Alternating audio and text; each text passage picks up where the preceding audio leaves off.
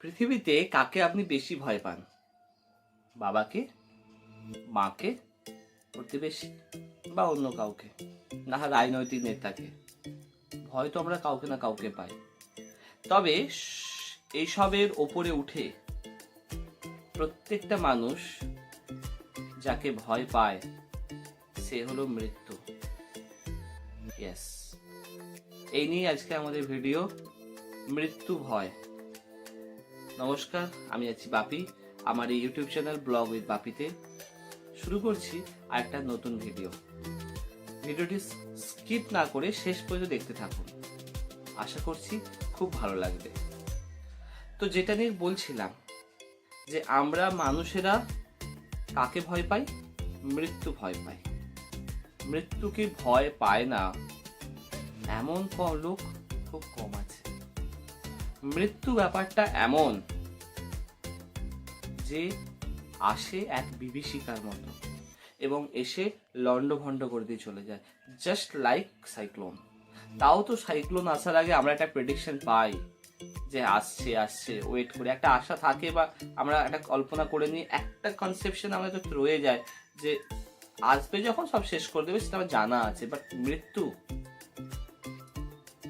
সে কিন্তু কাউকে কোনো কিছু না জানিয়ে, কোনো নোটিফিকেশন, যে নোটিফিকেশনের জন্য আজকে আমরা পাগল, সেই নোটিফিকেশন না দিয়েই চলে আসে, উইথাউট এনি নোটিফিকেশনে, যেটা সবচেয়ে ভয়ঙ্কর। তবে পৃথিবীতে কয়েকটা মানুষ আছে, কয়েকজন মানুষ ছিলেন যারা কিন্তু মৃত্যুকে জয় করেছিলেন। এই মৃত্যু, যে মৃত্যু বিভীষিকার মতো আমি বললাম, যে আসলে আপনার জীবনকে লণ্ডভণ্ড করে চলে যায়, সেই মৃত্যু কিন্তু জীবনের এক কঠিনতম সত্য, যেটা আমরা মানুষ হিসাবে মেনে নিতে পারি না। আমরা কখনোই তাকে তার কাছেও যেতে চাই না, সে আমাদের কাছে আসে, তাই তো? এই প্রসঙ্গে একটা কথা বলি। আমাদের বিশ্বকবি রবীন্দ্রনাথ ঠাকুর, বিশ্বকবি রবীন্দ্রনাথ ঠাকুর, তার জীবন যদি আমরা দেখি, তার জীবনের বিভিন্ন ঘটনা যদি আমরা দেখি, তিনি মৃত্যুকে সম্মুখীন হয়েছেন বহুবার, নিজের জীবনে না, মানে বহু, তার আত্মীয় থেকে শুরু করে সকলে, তার মেয়ে, জামাতা, তার জীবনে প্রচুর মৃত্যু এসেছে, তিনি প্রচুর মৃত্যু দেখেছেন। তো সেক্ষেত্রে কবি এক কবিতায় বলছেন, তুমি মৃত্যুর চেয়ে বড়, আমি মৃত্যুর চেয়ে বড়, এই কথা বলে যাবো আমি চলে। কবিতার নাম মৃত্যুঞ্জয়। কবি বলছেন, তোমরা মৃত্যুকে জয় করতে পারোনি, আমি মৃত্যুকে জয় করেছি। কারণ আমি আমার জীবনে যা যা দেখেছি, যে জিনিসগুলো দেখেছি, সেগুলো এক ভয়াবহ জিনিস। সত্যি, কবির জীবনে কবি অনেক মৃত্যু দেখেছেন। তো প্রশ্ন হচ্ছে, আমরা কেন মৃত্যুকে ভয় পাই, বা মৃত্যুকে ভয় পাওয়া কি উচিত? অবশ্যই মৃত্যুকে ভয় পাওয়া উচিত। মৃত্যুকে যদি কোনো মানুষ ভয় না পায়, তাহলে জীবনের যে একটা রাস, সে রাস সে জীবনে টানতে পারবে না। সে যা কিছু পারে করতে পারে, সে হয়তো মানব সভ্যতাকে শেষ ধ্বংস করে দিতে পারে, যেটা কখনোই কাম্য নয়। তাই মৃত্যু অবশ্যম্ভাবী, মৃত্যু একদিন আসবে। তবে একটা কথা, মৃত্যুর কথা ভেবে জীবনে বেঁচে থাকাটা উচিত নয়। মৃত্যু তো আসবেই, সেটা একদম চরমতম সত্যি। তার জন্য আপনাকে আপনার জীবনটা বাঁচতে হবে, আপনাকে মেনে নিতে হবে। আপনি যেমন জন্ম নিয়ে পৃথিবীতে এসেছেন, সেটা যেন একটা সত্যি ছিল, তেমনি আপনাকে একদিন চলে যেতে হবে।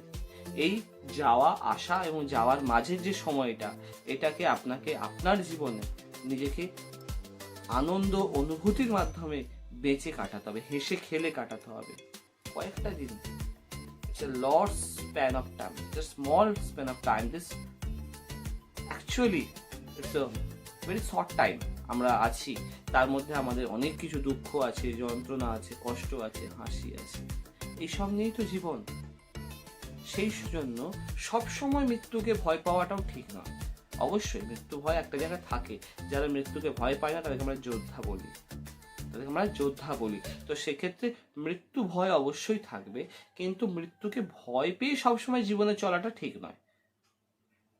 মৃত্যুর জায়গায় আমরা জায়গায়। কাজটা করে যাব, কর্ম যেমন করব, ধর্ম যেমন করব, কর্ম এবং ধর্ম মিলন হচ্ছে আমাদের জীবন।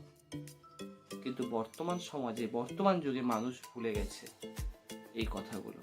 তাই নিজের কর্ম আমরা করে যাব, সঠিক পথে জীবনকে চালনা করব, সময়কে সম্মান করব, সকলকে মানে আমার যা যা নৈতিক কর্তব্য সে কর্তব্যগুলোকে সঠিকভাবে পালন করব, তবেই কিন্তু আমি আমার জীবনে বেঁচে থাকব।